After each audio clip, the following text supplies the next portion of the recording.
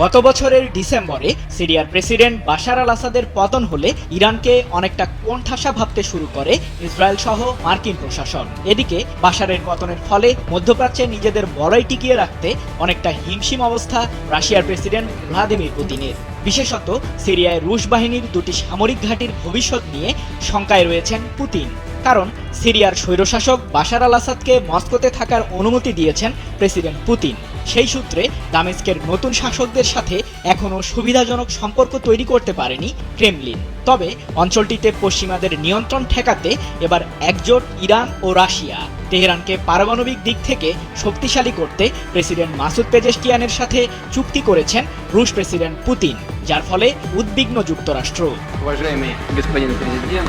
প্রায় ৩ বছর ধরে চলমান রাশিয়া ইউক্রেন যুদ্ধে ইরানের তৈরি ড্রোন ও ব্যালিস্টিক ক্ষেপণাস্ত্র ব্যবহার করছে পুতিন বাহিনী, এমন অভিযোগ যুক্তরাষ্ট্রের। তবে তেহরান মার্কিন প্রশাসনের এমন দাবিকে অস্বীকার করলেও ক্রেমলিন বলছে সামরিক দিক থেকে ইরানের সাথে সংবেদনশীল সম্পর্ক আছে রাশিয়ার। সামরিক খাতে সর্বোচ্চ শক্তি অর্জন করতে সম্প্রতি ইরানকে নতুন প্রজন্মের S-300 আকাশ প্রতিরক্ষা ক্ষেপণাস্ত্র সরবরাহ করেছে রাশিয়া।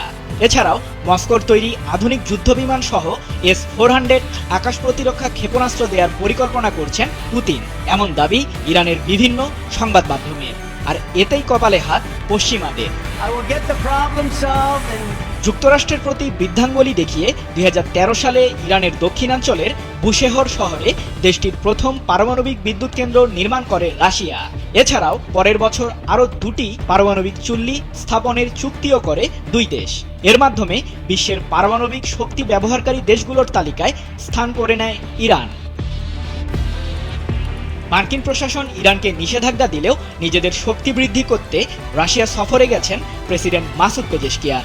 সিরিয়ার প্রেসিডেন্ট বাশার আল আসাদের পতনের পর এটি পেজেশকিয়ানের প্রথম রাশিয়া সফর, যা পশ্চিমাদের পরোক্ষভাবে একটি কঠোর বার্তা দিচ্ছে। রুশ প্রেসিডেন্ট পুতিনের সাথে মাসুদ পেজেশকিয়ান ইরানের সামরিক শক্তি বৃদ্ধি সহ কৌশলগত বিভিন্ন চুক্তি করেছেন, যার ফলে কপালে চিন্তার ভাঁজ ইসরায়েলের প্রধানমন্ত্রী নেতানিয়াহু ও তার ঘনিষ্ঠ মিত্র যুক্তরাষ্ট্রের।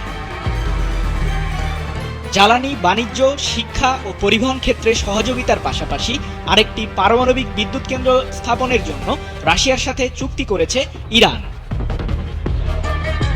যুক্তরাষ্ট্রের দীর্ঘদিনের শত্রু পুতিনের সাথে ইরানের কৌশলগত চুক্তি নিয়ে মধ্যপ্রাচ্য বিষয়ে নতুন সমীকরণ তৈরিতে মনোযোগ দিয়েছে মার্কিন প্রশাসন।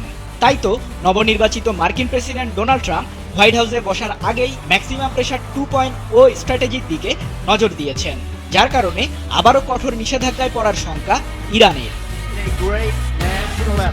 তবে রুশ প্রেসিডেন্ট পুতিনের সাথে বৈঠকে পশ্চিমাদের উদ্দেশ্যে কঠোর বার্তাও দিয়েছেন ইরানের প্রেসিডেন্ট মাসুদ পেজেশকিয়ান।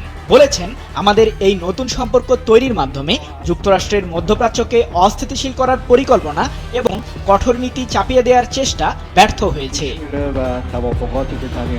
বিশ্লেষকদের মত, ইরান পুতিনের সাথে জোট বাঁধায় পশ্চিমাদের প্রতি নির্ভরশীলতা কমবে তেহরানের। সেই সাথে মধ্যপ্রাচ্যের সংঘাত মোকাবিলায় দৃঢ় ভূমিকা পালন করবে ইরান। পাশাপাশি সামরিক শক্তিতে তেহরানকে ঠেকানো দুঃসাধ্য হয়ে পড়বে ইসরায়েল সহ পশ্চিমাদের। আর এ কারণেই মধ্যপ্রাচ্যে পশ্চিমা বলয়ে ফাটল দেখা দেবে।